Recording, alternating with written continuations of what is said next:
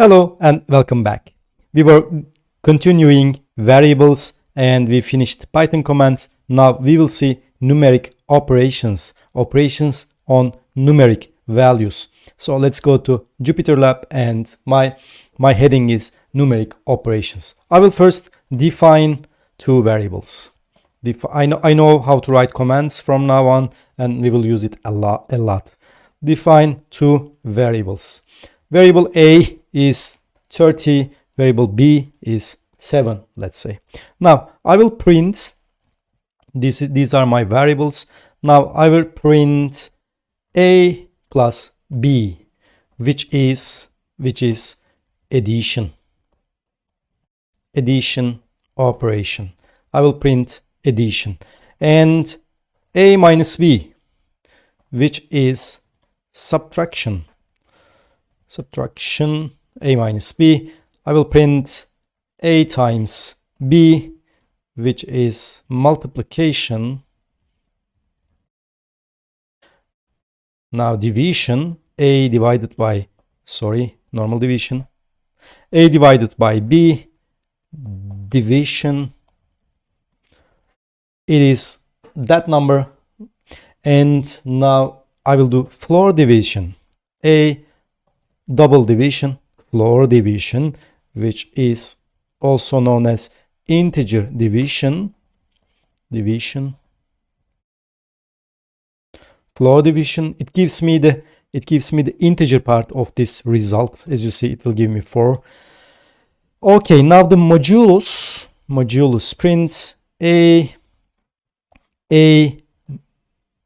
percent symbol, which is modulus, which means the remainder operator. A divided by B is 2. If you divide 30 by 7, you will get remainder of 2 because 28 is 4 times 7. So the last one is power, A to the power B.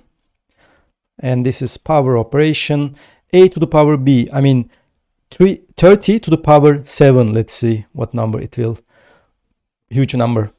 Okay, these are the numeric operations. What does numeric means? Numeric means the operations with numeric data types, integers, floats, and complex numbers. So, I want to write here the order of operations. First, if you have parentheses, it should be E, I guess. Yeah, this is E. If you have parentheses in your operations, you first do parentheses. Then you do exponents. If you have exponents, then you do division. Then you do multiplication, basic algebra.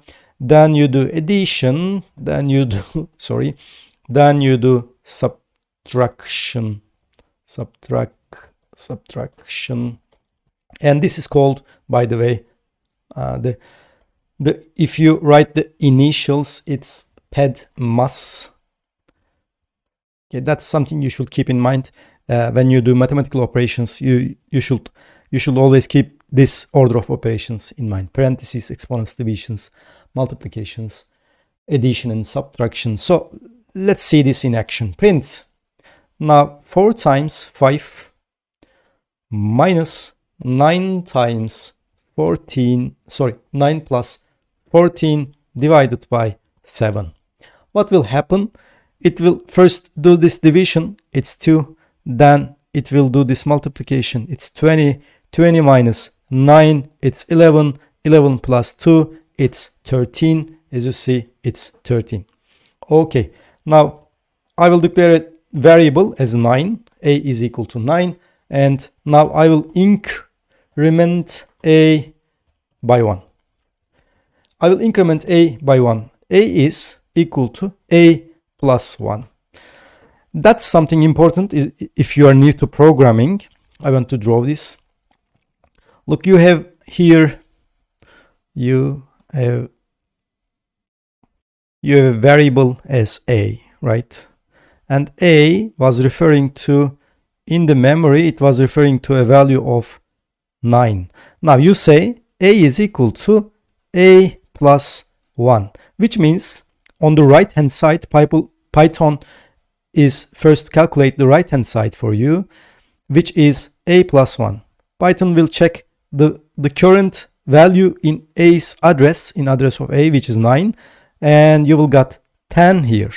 Then Python will take this 10 and put on a, because you use assignment here. This is assignment. This one is assignment. So Python will put 10 here, and let me take another color. Now this new value of a, which is 10, is going to go to this address. So at the end, you will get a as 10. Okay.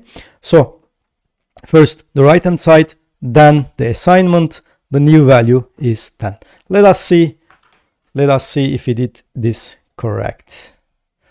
Now I will run and I will print a. As you see, it's 10. It started by 9. Python calculate here 10, then assign a is now 10. This is very important, by the way, to understand this logic of variables. Okay, let's do one more operations. A is equal to a plus 4. Now a was 10. It will increment it by 4. It will make 14, and again assign 14 to a. If I print a, it's now 14. Okay, so if you understand this, we have another notation as shorthand increment. It is plus equals. Now I will show you what it is. We here increment a by 1 as a is equal to a plus 1. But in Python, they decide not to write a 2 times. Just one time you will write a, the next is plus equals 1, which is exactly the same thing as this one, and I will write here as comment. This is exactly the same thing. A is plus equals 1, means increment a by 1, and please remember a is 14 now. Now I will increment it by 1. It will be 15, as you see. Okay, it also has shorthand decrement, like increment. We have shorthand decrement. This time it will not increase, it will decrease a, which is, let's say I want to decrease a by 6. A decrement minus equals 6, which will calculate a minus 6, then assign it to a, which is exactly this one. A is equal to a minus 6.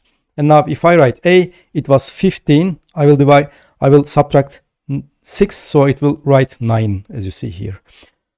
We also have shorthand multiplication. Shorthand multiply, which is, this time it will multiply. A is star equals, let's say 5, which is exactly this one. A is equal to a times 5. So a was 9. If I multiply it by 5, it will print 45, as you see here. Finally, we have shorthand division, which is divide equals, and exactly the same thing. Now I will divide a by divide equals. Now I will divide a by 11, let's say 11. This is exactly this one. A divided by 11 is equal to a. Now if I print a, you will see 45 divided by 45 divided by 11. It's that number. Okay, that's about numeric operations on numeric data types. Please keep in mind this order of operations, and this is increment. The shorthand increment is also important. Keep this in mind. We will use them a lot. In the next video, we will see string operations. See you in the next one.